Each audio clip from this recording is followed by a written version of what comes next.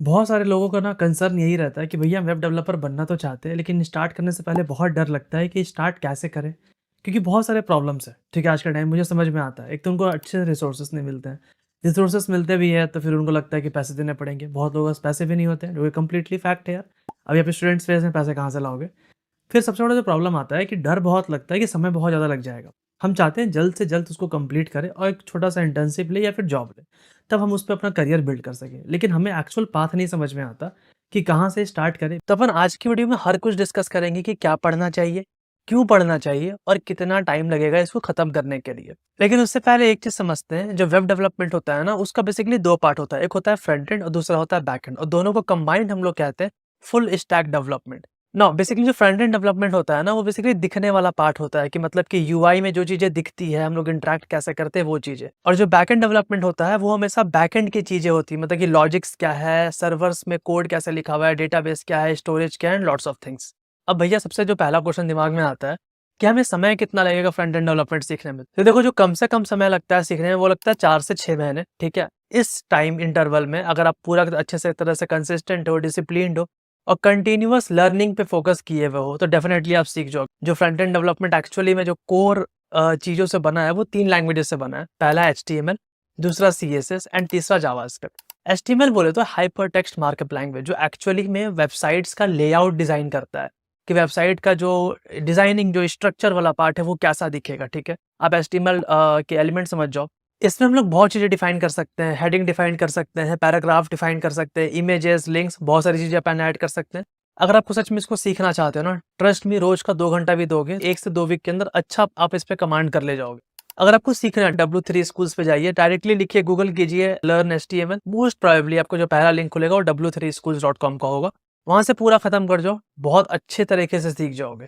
तो नेक्स्ट आता है सीएसएस वाला पार्ट। भैया हमारा स्ट्रक्चर तो बन गया, अब थोड़ा उसको स्टाइलिंग का ऐड करते हैं, राइट? तो cascading style sheet generally हम लोग सीएसएस को कहते हैं। इसका मतलब कि हम लोग जो वेब पेजेस हमने बनाया है, अब हम लोग उसमें स्टाइलिंग ऐड करेंगे। कलर्स ऐड कर सकते हैं, बैकग्राउंड कलर ऐड कर सकते हैं, font, thickness, lots of thing आप मैनेज कर सकते हैं। एक सीएसएस के थ्रू आप किसी भी वेबसाइट को सुंदर बनाते हैं। सीएसएस में हम लोग ये सारी चीज़ें मैनेज करते हैं कि अगर मोबाइल का स्क्रीन छोटा है तो हमारा यूआई कैसा दिखना चाहिए, अगर लैपटॉप में हम लोग देख रहे हैं तो अलग वे में दिखना चाहिए, टैबलेट में देख रहे हैं तो अलग तरह से दिखना चाहिए।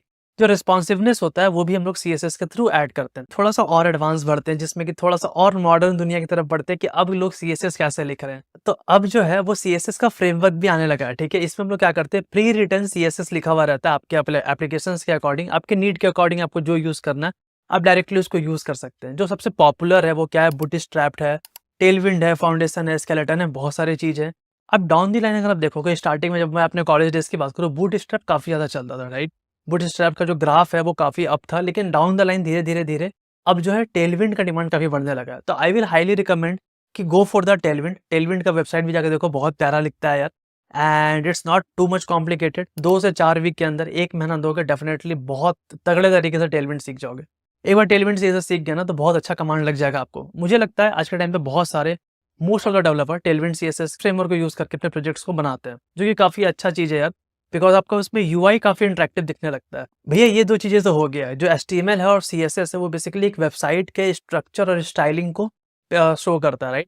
लेकिन जावास्क्रिप्ट क्या करता है? जावास्क्रिप्ट उसमें एक सोल ऐड करता है, ठीक है? उसमें एक रिस्पॉन्सिवनेस ऐड करता है। इसका क्या मतलब है कि आप बटन क्लिक कर पाओगे, आप उस बटन क्लिक करने पे कुछ कलर चेंज कर पाओगे, एक इवेंट सिस्टम ऐड कर पाओगे अपने वेबसाइट में, कि एक इंटरैक्टिव होम पेज बना सकते हो, जिसको डार्क मोड कह रहे हैं। इसका क्या मतलब है कि जैसे ही आपने वो, जैसे कि आपने बहुत सारे वेबसाइट पे देखा होगा ना, आजकल डार्क मोड आता है। डार्क मोड ऑन कर दिया तो पूरा वेबसाइट डार्क थीम में चला जाता है। डार्क मोड ऑफ कर दिया तो पूरा वेबसाइट लाइट थीम में आ जाता है। आप बस एक टॉगल बटन से आप पूरा वेबसाइट का हुलिया चेंज कर सकते हो।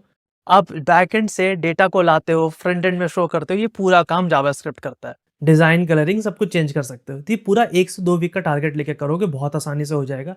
करना कहाँ से? w3school.com जाओ, उस वेबसाइट को अच्छे से एक बार कवर करो, डेफिनिटली चीज़ें हो जाएँगी। मैंने अपने नोड.जेएस के प्लेलिस्ट में भी एक जावास्क्रिप्ट का डेडिकेटेड लेक्चर दिया है, अगर आप वो देखना चाहो, देख सकते हो। लेकिन बैकएंड रिलेटेड वो चीज़ें थोड़ा ज़्यादा है, तो अच्छे से लेकिन समझ में आ जाएगा आपको। नेक्स्ट थिंग जो मुझे लगता है आप लोगों को आना चाहिए आज के खासकर करंट इंडस्ट्रीज को देखते हुए, टाइपस्क्रिप्ट। अब देखो, टाइपस्क्रिप्ट जो लैंग्वेज है ना, वो बिल्ट है जावास्क्रिप्ट के ऊपर ही, ठीक है?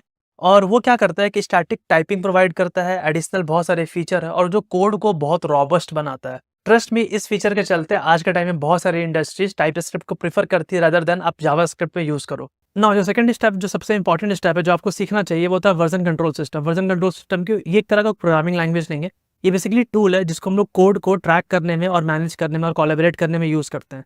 उसका जो सब आगे का पार्ट आता है वो होता है गिटहब। गिटहब एक तरह का प्लेटफॉर्म है, ऑनलाइन क्लाउड प्लेटफॉर्म है, जहाँ पे अपने गिट रेपोजिटरीज को आप मैनेज कर सकते हो। बहुत ही इंपॉर्टेंट टूल है और कंपनीज में ईजिली आप, मतलब मैं कह रहा हूँ ना, हर कंपनी में यूज़ करते हैं हर बंदे। यार 1 से 2 वीक दोगे डेफिनेटली सीख जाओगे। तो वर्जन कंट्रोल सिस्टम सीखना बहुत ही अपने आप में इंपॉर्टेंट चीज़ है। देखो आई नो बहुत लोगों को ये टफ लगता है, लेकिन ट्रस्ट में इसको ना आप 80-20 रूल की तरह लिया करो कि ये ना मतलब कि 80% ऑफ द टाइम हम लोग बस इसका 20% फीचर यूज़ करते हैं। बहुत सारे फीचर अवेलेबल होते हैं लेकिन हम लोग यूज़ बस 20% करते हैं, जो काफ़ी बेसिक से होते हैं, जो करते करते ध्यान में आ जाते हैं यार। नौ अब टर्म आता है यूआई टूल किट का। इसका क्या मतलब है भैया कि हम लोग सेम कंपोनेंट को यूज करके, मतलब कि सेम कोड स्ट्रक्चर को यूज करके रीयूज करके हम लोग इंटरफेसेस बना सकते हैं, राइट। हम लोग वेबसाइट्स में यूआई कंपोनेंट्स बना सकते हैं और इसको हम लोग इम्प्लीमेंट करते हैं विद द हेल्प ऑफ बहुत सारे फ्रेमवर्क मार्केट में अवेलेबल है। रिएक्ट हो गया, एंगुलर जेएस हो गया, व्यू जेएस हो गया, लेकिन हम लोग जो फोकस करते हैं वो रिएक्ट जेएस पे करते हैं, बिकॉज रिएक्ट जेएस का जो डिमांड है, जो उसमें जॉब अपॉर्चुनिटीज है, वो रिलेटिवली थोड़ा ज़्यादा है as compare to other frameworks. एक चीज समझ लो, रिएक्ट पे तभी उतरना जब आपका जावास्क्रिप्ट बहुत ज्यादा स्ट्रांग हो और टाइपस्क्रिप्ट थोड़ा मोड़ा भी आता हो तो काम चल जाएगा, लेकिन जावास्क्रिप्ट में कोई कॉम्प्रोमाइज नहीं चलेगा, because react JS is more kind of thing of JavaScript. उसमें बहुत ज्यादा आपको दिखेगा, ठीक है। अब उसको सीख सकते हो, पढ़ सकते हो, एंड ट्रस्ट में अगर आपने ये सारी चीजें अपने रेज्यूमे में ऐड कर दी ना, सोने पे सुहागा हो जाएगा भाई। अगर आपके पास ये सारा स्किल सेट रहेगा ना, अब भीड़ से ज्यादा अच्छे स्टैंड आउट करोगे कि भैया मुझे ये सारी चीजें भी आती है, मैंने काम कर रखा है। सिर्फ मैंने HTML CSS जावास्क्रिप्ट के बेसिस पे मैं आपके पास नहीं आया हूँ जॉब लेने के लिए, और ये बहुत इंपॉर्टेंट चीज़ है भाई। देखिए बैकएंड डेवलपमेंट सीखने के लिए ना बहुत लोग परेशान रहते हैं, उन्हें समझ नहीं आता एक्चुअली में कि स्टार्ट कैसे करे, कौन सा स्टेप पहले चूज करे। एंड बैकएंड डेवलपमेंट अपने आप में लोगों को बड़ा टफ लगता है कि भैया पता नहीं कैसे होगा, क्या करेंगे, डेटाबेस होता है, API होता है, कुछ समझ में नहीं आता। देखो सबसे पहला स्टेप जो होता है वो होता है प्रोग्रामिंग लैंग्वेज सीखना। तो प्रोग्रामिंग लैंग्वेज हमारे पास कौन कौन से ऑप्शन में, तो जावास्क्रिप्ट ऑप्शन में है, देन पाइथन है, देन रूबी है, जावा है, C# है, गो लैंग्वेज है, बहुत सारे ऑप्शन। भैया इसमें सबसे बेहतर कौन सा होता है? देखो ये कोई भी बताना बहुत ही इम्पॉसिबल सा है और कोई भी नहीं बता सकता कि सबसे बेहतर ये है, इसको जाके कर लो। आप जावास्क्रिप्ट से स्टार्ट कीजिए। इसका बेनिफिट क्या होता है कि जावास्क्रिप्ट सीखने से आप बैकएंड और फ्रंट एंड दोनों काम कर सकते हो, ठीक है। Then we come to the Python. Python क्यों? ईजी है सीखने में और समझने में भी, पढ़ने में भी, अंडरस्टैंड करना आसान होता है, ठीक है, और उसको लोग जल्दी सीख भी जाते हैं। नाउ पाइथन के बाद अगर मैं बात करूँ तो जावा। जावा क्यों? बिकॉज ये काफ़ी सॉलिड लैंग्वेज है, राइट, और इसको बहुत सारे कॉलेजेस में ऑफन मैंने देखा है कि जो बेसिक जो प्रोग्रामिंग लैंग्वेज पढ़ाया जाता है वो लोगों को जावा पढ़ाया जाता है, ठीक है। अब बहुत सारे कॉलेज में पढ़ाया जाता है तो जावा को आप ऑलरेडी वहाँ पे सीखते हैं पढ़ने के लिए, तो आप जावा में भी कंटिन्यू कर सकते हैं अपना करियर। और हम तो कहेंगे ज़्यादा मत सोचो यार, कोई भी प्रोग्रामिंग लैंग्वेज पिक करो आंख बंद करके, जो आपको लगता है कि आप सीख सकते हो, एंड ट्रस्ट में उसमें 2 महीना दो, आप काफ़ी ज़्यादा उस पर मास्टरी हासिल कर लोगे, कोई प्रॉब्लम वाली बात नहीं। जो कम्प्लीटली नूब है, जिन्होंने कुछ नहीं कर रखा है, उनके लिए सबसे बेस्ट चीज़ है जावास्क्रिप्ट। तो आप चीज़ें स्टार्ट करो। अब मेरा क्या है ना, जब बैकएंड स्टार्ट करते हो ना, तो बैकएंड में भी अगेन जावास्क्रिप्ट का बेसिक पार्ट आना चाहिए। फिर आप किसी फ्रेमवर्क को पिक करते हो सो दैट उसके ऊपर आप बैकएंड का सिस्टम बना सको। बैकएंड का सिस्टम क्या होता है भाई? सिंपल है। अगर मैं आपको फ्लिपकार्ट की एग्जांपल लूँ, फ्लिपकार्ट की वेबसाइट में जो चीज़ें आपको दिखती है, चाहे वो आपको च्यवनप्राश का डिब्बा दिख रहा है, शूज़ दिख रहा है, चम्मच दिख रहा है, रेफ्रिजरेटर दिख रहा है, टीवी दिख रहा है, वो जो भी चीज़ें आपको दिख रही है वो फ्रंट एंड का हिस्सा है। जैसे ही आपने उस फ्रिज को या टीवी को क्लिक किया, वो उसके डिटेल पेज पे खुल गया। जैसे आपने बाय नाउ पे क्लिक किया, वो आपको चेकआउट पेज पे ले गया, या जैसे ही आपने पेमेंट किया, वो आपको पेमेंट पेज पे ले गया। पॉइंट इज दैट ये जो सारा बैक ऑफ द सीन चल रहा है, बटन क्लिक करने पे क्या हो रहा है, ये पूरा बैकएंड का हिस्सा होता है। अब देखो बैकएंड को लोग थोड़ा टफ करते हैं, टफ समझते हैं, क्योंकि उनमें बहुत सारी चीज़ें आती है। APIs होता है, डेटाबेस होता है, देन हमें कॉल फ्रंट एंड को कॉल करना पड़ता है, बहुत सारे इंटीग्रेशंस का ध्यान रखना पड़ता है, बहुत सारी चीज़ें। अपन क्या करते हैं, मैंने पूरा का पूरा एक प्लेलिस्ट बना रखा है Node.js का। मेरा सबसे ज़्यादा हार्डली रिकमेंडेशन रहेगा ये चीज़ से कि प्लीज़ बिना कुछ सोचे समझे, अगर आपको लगता है आपको सच में स्टार्ट करना है और आपको कुछ भी नहीं आता, मैंने पूरा बेसिक से स्टार्ट किया, बशर्ते मैं मान के चल रहा हूँ प्रोग्रामिंग आपने कभी लाइफ में किया होगा, ऐसा नहीं कि प्रोग्रामिंग का पी भी नहीं आता, कोई ना कोई बेसिक लैंग्वेज सीख रखा होगा, बस डेवलपमेंट नहीं आता।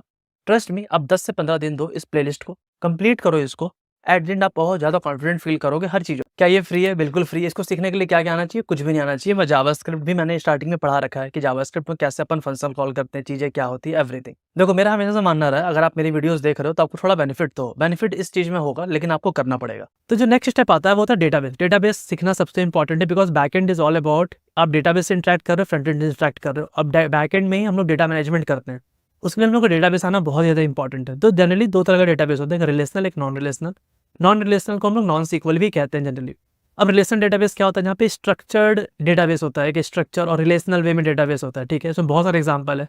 सीक्वल है, माई सीक्वल है, पोस्टग्रेस एसक्यूएल है, सब एक दूसरे में रिलेटेड होते हैं, थोड़े मोटे डिफरेंसेस होते हैं, लेकिन सबका बेसिक होता है एसक्यूएल, जिसको स्ट्रक्चर क्वेरी लैंग्वेज कहते हैं। बहुत ही इंपॉर्टेंट चीज़ है, आपको आना ही चाहिए। मैंने रिसेंट में एक वीडियो बनाया था, जहाँ मैंने बताया था कि सीक्वल के इंटरव्यू क्वेश्चन ने पूछा कैसे जाता है, सारा रिसोर्सेज कहाँ से मिलेगा। प्लीज़ इस वीडियोस को देखो, सीक्वल डेफिनेटली बहुत बेटर समझ में आने लगेगा आपको ना। जो सीक्वल होता है ना, उसमें जो स्ट्रक्चर होता है पहले से प्री डिफाइंड होता है, लेकिन जो नो सीक्वल होता है उसमें कोई भी स्ट्रक्चर पहले से प्री डिफाइंड नहीं होता। इसको हम लोग वहाँ पे नो सीक्वल को हम लोग जहाँ पे यूज़ करते हैं, जहाँ पे आपको फ्लेक्सिबल टाइप का डेटाबेस चाहिए होता है, जहाँ पे बहुत ज़्यादा कंस्ट्रेंट नहीं हो, वहाँ पे लोग जनरली नो सीक्वल का यूज़ करते हैं। नो सीक्वल डेटाबेस का जो एग्जांपल है वो हमारे पास मोंगोडीबी है, काउचडीबी है। अगेन, क्या आपको सारा डेटाबेस आना चाहिए? नहीं, जरूरी नहीं है। अगर आप सिर्फ मोंगोडीबी जानते हो, जो कि बहुत ही पॉपुलर है, तो आप बाद बाकी चीज़ें भी प्रोजेक्ट के टाइम पे सीख जाओगे। अगर कोई कंपनी आपका काउचडीबी यूज करती हो तो वहाँ पे इजीली परफॉर्म कर लेगा, कोई प्रॉब्लम नहीं है। बस थोड़े मोटे डिफरेंसेस होते हैं सब में यार। नो, जो सबसे इंपॉर्टेंट स्टेप होता है वो होता है वेब फ्रेमवर्क। वेब फ्रेमवर्क बोले तो जहाँ पे हम एपीआईज बनाते हैं, एप्लीकेशन इंटरफेस बनाते हैं। एंड ये कंप्लीटली डिपेंड करता है कि आप कौन सा वेब फ्रेमवर्क यूज कर रहे हो, कौन सा प्रोग्रामिंग लैंग्वेज के अकॉर्डिंग। जैसे कि अगर आप पाइथन यूज कर रहे हो तो जैंगो यूज कर रहे हो, फिर जावा अगर प्रोग्रामिंग लैंग्वेज जानते हो तो स्प्रिंग बूट सीखना पड़ेगा, जावास्क्रिप्ट जानते हो तो एक्सप्रेस.js, सी शार्प जानते हो तो ASP.NET कोर, रूबी जानते हो तो रूबी ऑन रेल्स, गो जानते हो तो जिन। ना अगर आप देखा जाए ना तो मोटा मोटा सारा प्रोग्रामिंग लैंग्वेज एक ही तरह का काम करते हैं। ये आपको बैकएंड्स बनाएंगे, राउटिंग बनाएंगे, रिक्वेस्ट रिस्पांस हैंडल करेंगे, डेटाबेस इंटरेक्शन करेंगे, सिक्योरिटी प्रोवाइड करेंगे, और एट द एंड आपको एक एपीआई बना के देंगे। वो एपीआई ही क्या करता है, एक तरह से कम्युनिकेशन का जरिया होता है बैकएंड और फ्रंट एंड के बीच में। सच बता रहे हैं, अभी तक मैंने जितनी भी चीजें बताई आपको बैकएंड के रिलेटेड कि आपको क्या क्या चीजें सीखनी चाहिए, अगर आप अच्छे से रोज का 2-3 घंटा में प्रैक्टिस करोगे ना सारी चीजें, डाउन द लाइन 0 से 6 मंथ के अंदर, जहाँ तक मुझे समझ में आता है 5 महीने भी लग सकते हैं, उससे कम भी लग सकता है। कंप्लीटली आपके कंसिस्टेंटी पे डिपेंड करता है कि आप कितना कंसिस्टेंट वे में लर्न कर रहे हैं। मुझे लगता है कि 6 month is the highest target. 6 month के अंदर आप काफ़ी ज़्यादा बैकएंड के अंदर प्रो बन सकते हो। एट द एंड मैं कहूँगा ये पूरा का पूरा रोड मैप के थ्रू आपने पूरा का पूरा फ्रंट एंड भी कवर किया, बैक एंड भी कवर किया। इसको सीखना स्टेप बाय स्टेप आसान है, बहुत ज़्यादा टफ नहीं है, लेकिन ये आपके ऊपर है कि आप रिसोर्सेज को कितना अच्छे से यूटिलाइज करते हो। ट्रस्ट मी, अगर आपने अच्छे से किया, आप बहुत जल्द बहुत कॉन्फिडेंट फील करोगे। प्रॉब्लम क्या है हमारे साथ? हमारे पास रिसोर्सेज इतने ज़्यादा है, हर तरह के रिसोर्सेज इतने ज़्यादा है कि हम कंफ्यूज कर जाते हैं। बहुत बार क्या होता है कि हमने किसी रिसोर्सेज के थ्रू स्टार्ट तो किया, लेकिन बीच में समझ आना बंद हो गया, और ऐसा समझ में आना बंद हो जाता है कि आगे कुछ पढ़ने का मन ही नहीं करता। लेकिन ये चीज़ मैं आपको गारंटी दे सकता हूँ, ऐसा मेरे साथ नहीं होगा। या फिर आप w3school.com वेबसाइट के थ्रू भी HTML CSS जावास्क्रिप्ट करोगे, आपको वहाँ पे भी ये प्रॉब्लम नहीं आएगा। लेकिन थोड़ा आपको स्टिक रहना पड़ेगा प्रोसेस के थ्रू। रोज 4 से 5 से 8 घंटा दो। मुझे लगता है कि अगर आप फ्री बैठे हुए हो, अगर लगता है कि आप कर सकते हो, 5 घंटा इज़ एनफ, रोज़ का 4 से 5 घंटा भी दोगे, ट्रस्ट में डाउन द लाइन चीज़ें बहुत अच्छी हो जाएगी। बोनस टिप जो सबसे ज़्यादा मैं कहता हूँ हमेशा आपके लिए, प्लीज़ नोट्स बनाते चलो। आजकल साथ प्रॉब्लम क्या है ना, हम लोग अपने आप को शक्तिमान समझते हैं। हम लोग सोचते हैं कि हमने चीज़ें पढ़ ली, हमें याद हो जाएगा। कभी नहीं होता ऐसा। आपको नोट्स बनाने चलना पड़ेगा। आज भी मैं बता रहा हूँ, आज भी मैं जब कोई भी चीज़ पढ़ता हूँ, मैं प्रॉपर नोट्स बना के चलता हूँ। वो नोट्स मेरे लिए खुद के लिए रहता है, मेरे अंडरस्टैंडिंग के लिए रहता है। हो सकता है मुझे बहुत बेसिक सी चीज़ बहुत अच्छा लगता हो, तो मैं वो चीज़ लिखता हूँ। हो सकता है वो बेसिक सी चीज़ बहुत लोगों को तुच्छ लगता हो कि यार क्या ही ये पॉइंट है, कुछ भी नहीं। अपनी-अपनी चीज़ है। नोट्स अपने लिए बनाया जाता है, और उस नोट्स को डे 1 से रिवाइज़ किया जाता है। भले ही आप डे 30 पे हो या 35 पे हो, लेकिन 36th दिन जब आप उस नोट्स को पढ़ोगे, तब डे 1 से पढ़ोगे। ये की कॉन्सेप्ट है यहाँ। सब चीज़ का लिंक डिस्क्रिप्शन बॉक्स में आपको मिल जाएगा। सारे वेबसाइट्स का सारा लिंक, सारे रिसोर्सेज़, एवरीथिंग। वीडियो सच में अच्छा लगा तो प्लीज़ वीडियो को लाइक करना है। चैनल पे नए आए हो सब्सक्राइब करो। इस तरह के बहुत अच्छे-अच्छे वीडियोज़ आपको मिलेंगे। तो प्लीज़ मुझे फॉलो करो लिंक्डइन पे, अभी तक फॉलो नहीं किया है तो। दादा कि आपका कोई स्पेसिफिक डाउट है तो कमेंट सेक्शन में बताना, मैं डेफिनेटली इसे वीडियो बनाने की कोशिश करूँगा। तो थैंक्स अ लॉट, मिलते हैं नेक्स्ट में, तब तक के लिए बाय, सायोनारा।